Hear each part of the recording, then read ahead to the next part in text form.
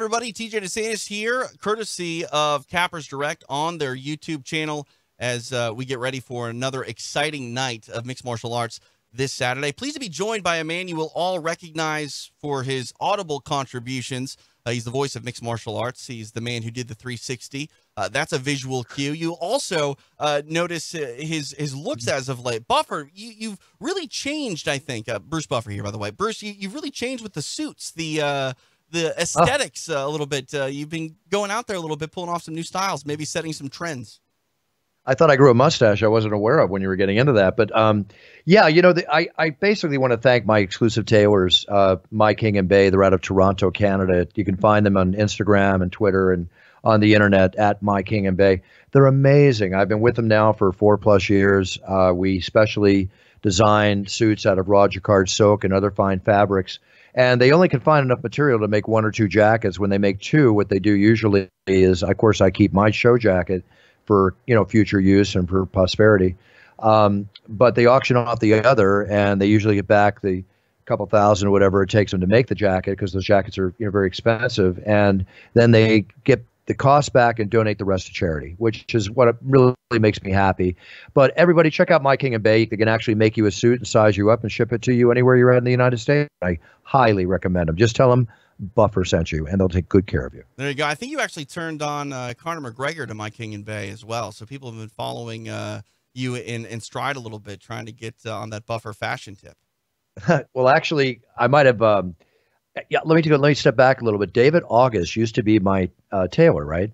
And he made all my suits specifically for UFC. And then I used to show them to Conor, and Conor saw those wearing them, and Conor started getting his suits from David August, who he now has a clothing company venture with.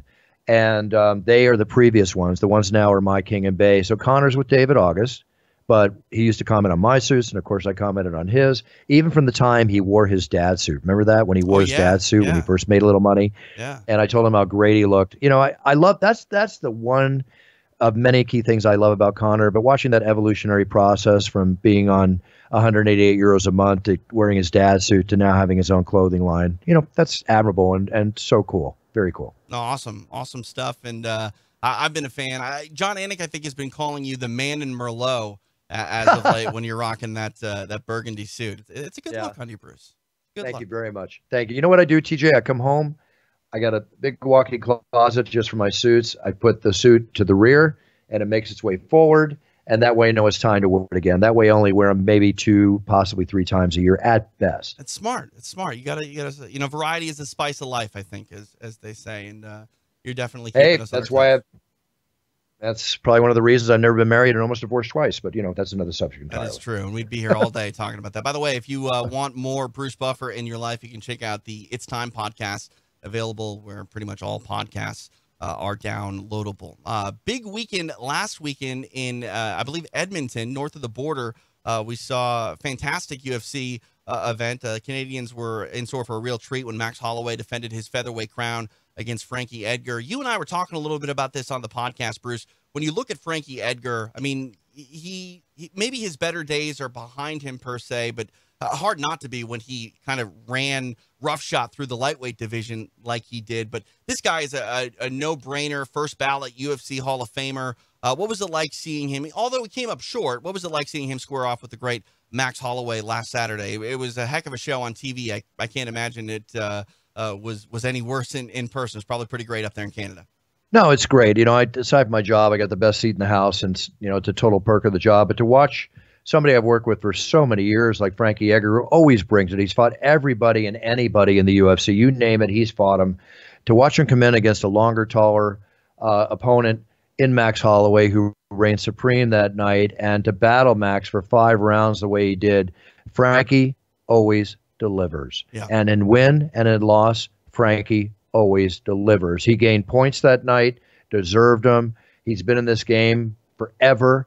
And he has a long time still to be in this game, at his choice and his decision. I can't say enough about Frankie Edgar, because to me, he's a true UFC MMA role model, both in and out of the octagon.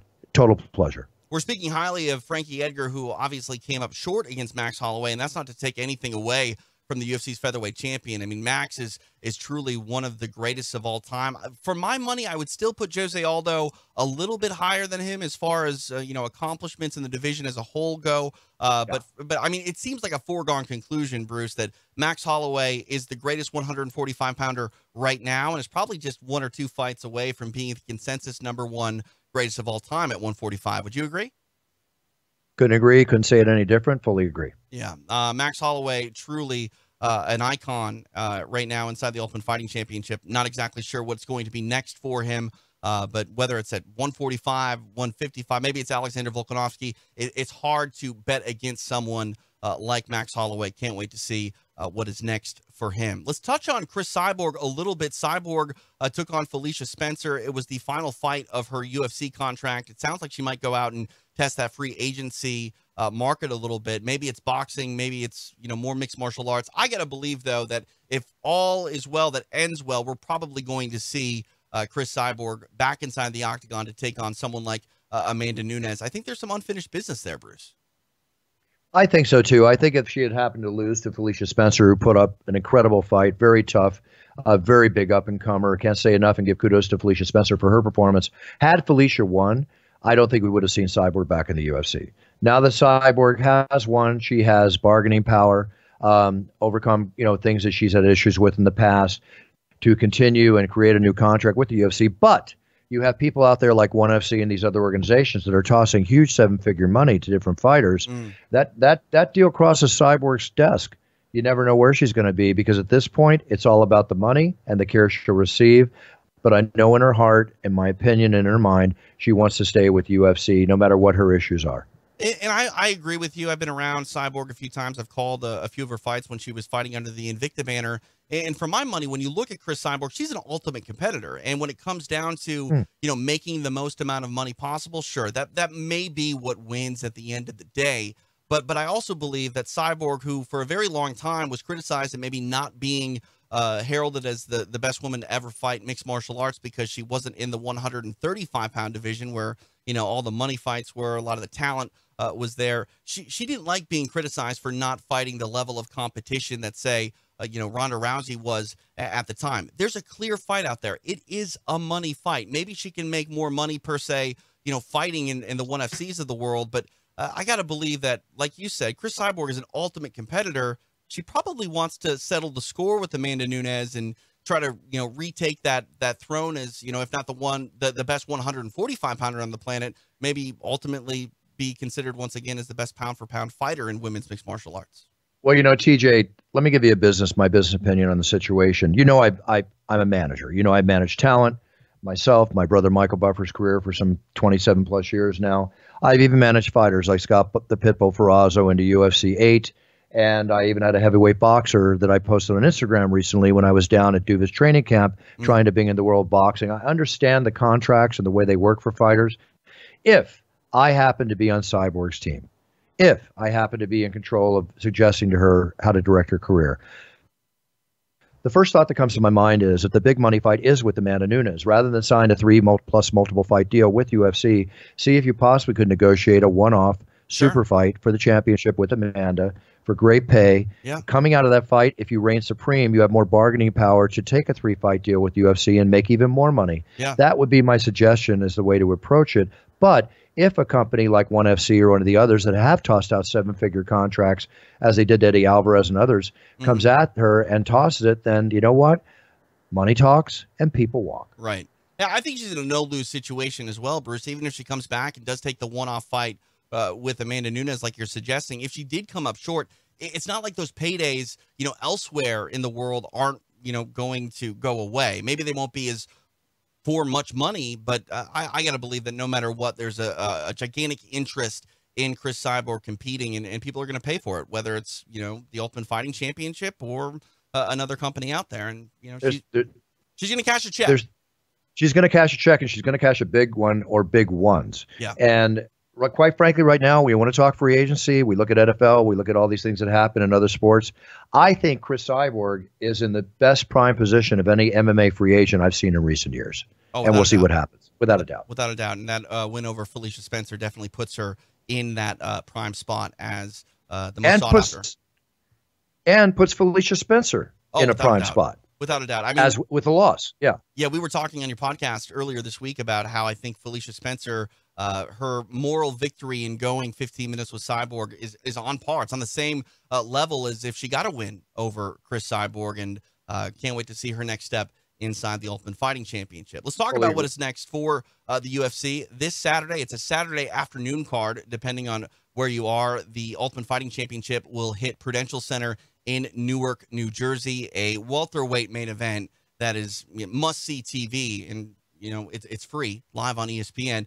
Former UFC interim welterweight champion Colby Covington takes on former UFC champ in Ruthless Robbie Lawler. Lawler, the underdog here, Bruce. I mean, I'm not telling people to go bet money on anybody, but I would deter anybody from betting against someone like Robbie Lawler. This is the epitome of a fighter, proven example of it time and time again. And while he's coming off a loss to Ben Askren, it was under some dubious situations. And let's not forget what he did to Ben Askren for the first part of that one-round affair. Colby Covington, Ruthless Robbie Lawler. Bruce, I got to believe that whoever wins this fight is going to set themselves up in really prime position for competing potentially for a title fight.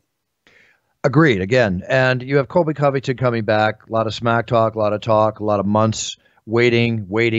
Now entering the octagon against the formidable, historic legend, in my opinion, Robbie Lawler, a man you can never bet against. And I'm not a betting man for fighters and fights, as you know, but I'll comment on him. I think he's minus 185 or so, which is an amazing bet because it's Robbie Lawler. Right. So we'll see what happens here, how they come together. Robbie coming off a controversial loss, now facing Colby Covington. This would be a definite shoe-in for, I think, who's going to fight for the welterweight title in the near future. Very excited about this. It is the fight of the night, along with the other fight of the night being Jim Miller and Clay Guida. Yeah, no doubt about it. That is the co-main event. Really must-see TV, as I said, this Saturday. Early start. You get to have your evening free. And speaking of being free, I got to let you go, Bruce. You're off to do some business. Always moving and shaking in the world of mixed martial arts and boxing and combat sports and life in general. Appreciate the time. My time is always there for you, TJ. Just a busy day. When you're home for 3 days, you got so much to do. But I'm always here for you. And also, telling your listeners and your fans to check me out at brucebuffer.com. I offer the championship introductions in audio and video and make them very inexpensive. And we're just going crazy here with all the orders that come in. But I love the thank you notes I get. And anybody that's interested in being introduced like a champion, check me out at brucebuffer.com. It's my way to give back a little bit, and partial proceeds from each voiceover and video done go to animal, children, and military charities, which, as you know, TJ, I'm very big on. Absolutely, Bruce. Always a pleasure. Check out the podcast. It's Time, available wherever podcasts are sold. And, of course, when there's a main event worth paying attention to, Buffer will always tell you when it's time. Thanks, Bruce. It's time. And check out that podcast. You know why, folks? Because my co-host and producer is none other than TJ DeSantis. Always good to work with you, partner. Cheers. Thanks, Buff.